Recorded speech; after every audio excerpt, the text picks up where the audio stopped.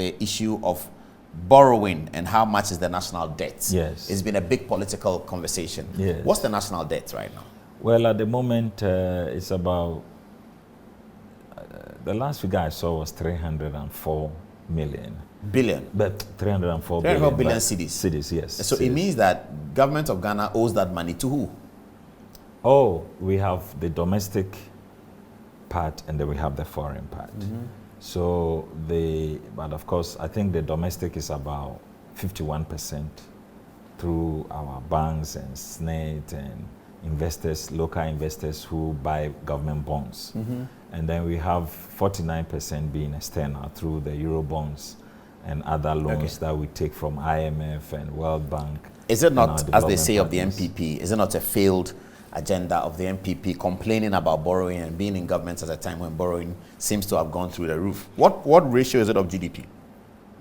It's, as of today, it's 77% of the acceptable one, which is outside HIPIC, is what ratio? Outside HIPIC? Yes, that if you... 70%. Well, 70% is good. Well, 70% yes, you are not HIPIC. Yes, yes. So where 70%. we are 76, we are HIPIC. Well, we are not HIPIC. Ghana is a middle income country. But what did you so inherit? HIPIC, What did the MPP inherit? we inherited around 65%. So we've gone up. Yes, we've gone up. And all that is because of COVID? Yes, because globally, just 1 year COVID? Up. Yes, 1 year COVID is huge. You know that America had to create $1.9 trillion immediately that Joe Biden came. $1.9 trillion to shore up the economy. It's not only America, everywhere. Canada, Germany, Italy, every country today, as we speak, is not talking about its debt. It's only Ghana. Because the first objective is to preserve your population. You have to make sure you sustain your economy and your people. And then in future, when COVID is out of the way, then you can begin to talk about But NDC said that even before COVID, in 2018, 2019, you were going up, really going up. No, we don't agree with that position because clearly, before COVID, Ghana was growing at one of the fastest in the world.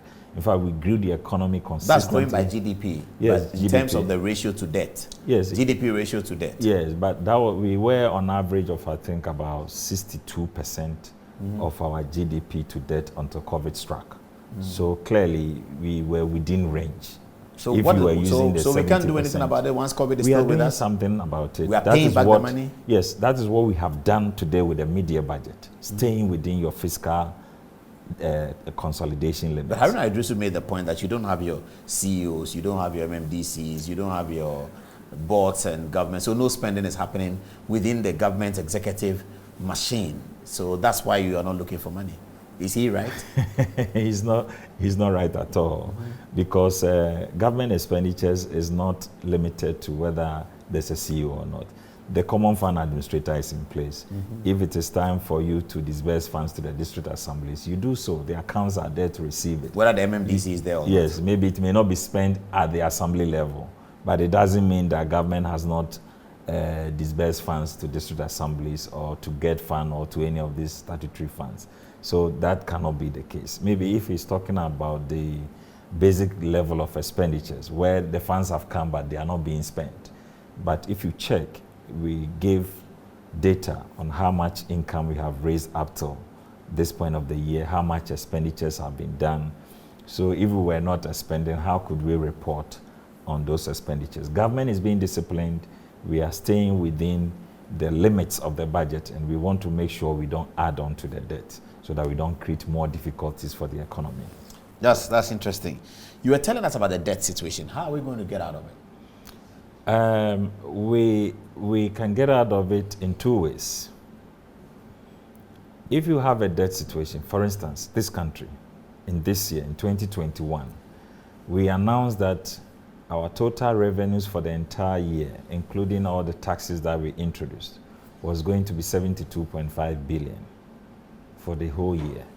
And then our expenditures was supposed to be 113 billion. So you created a deficit of about 49 billion. So that is what leads to. Then how do you fill the gap? Yeah. It leads to the borrowing and debt and all that. If you want to solve this problem, it's two ways. You either increase your revenue levels, assuming we were able to raise 90 billion out of this 113 billion, then there will be no need to be going around borrowing. That could reduce your debt. Another way you can reduce it is reduce your expenditures. But that one, it's almost impossible in almost every country. No government. So what's the government's plan? So the plan is to be able to increase revenues. At least if you are able to increase our domestic revenues to above 20%. To collect taxes, more taxes. Not in terms of increasing.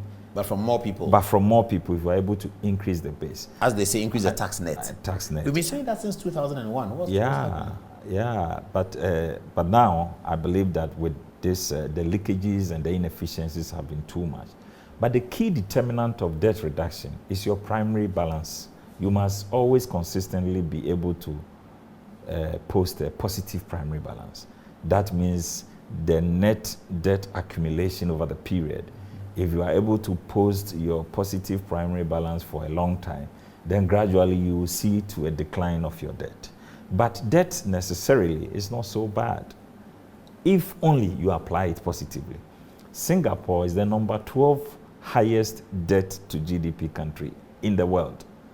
But in Singapore, for every debt that they have borrowed, they are able to show an asset that is backing that debt.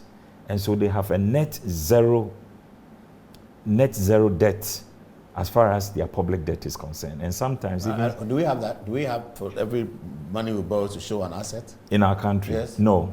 And that's where we have to have the discussion that if we are borrowing, for instance, in the Public Financial Management Act, it enjoins us to publish our annual debt in Ghana.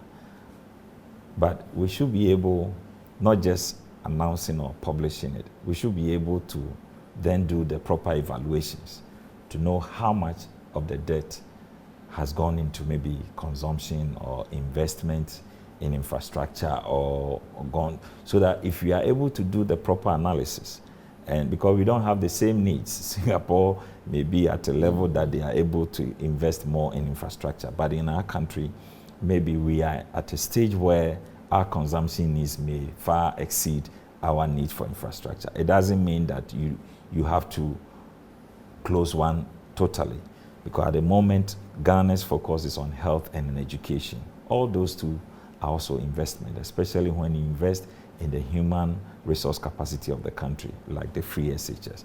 So clearly, we can do something about that, where in future, Ghana is able to link its debt to specific assets. So when we talk to you next year by this time, are we going to have something to say about debts that's more positive than what you have today? I should think so, yes. Why? Because you will pay the debt? Yeah, if we stay within the fiscal discipline, and let's also pray that we are able to contain the COVID situation. But because I've told you, no country will think about debt when there's pandemic around. And so we should continually pray that Ghana, God continues to look down on us favorably as he has done from last year. And then these things, third wave and fourth wave, some countries are still in lockdown as we speak. If you encounter such difficult situations, nobody will be saying debt. We won't have a choice. Yeah, we have to fix the livelihood first. So that is where the discussion must go, and we pray that we are able to achieve. Let me take our last phone call now as we have 6 minutes.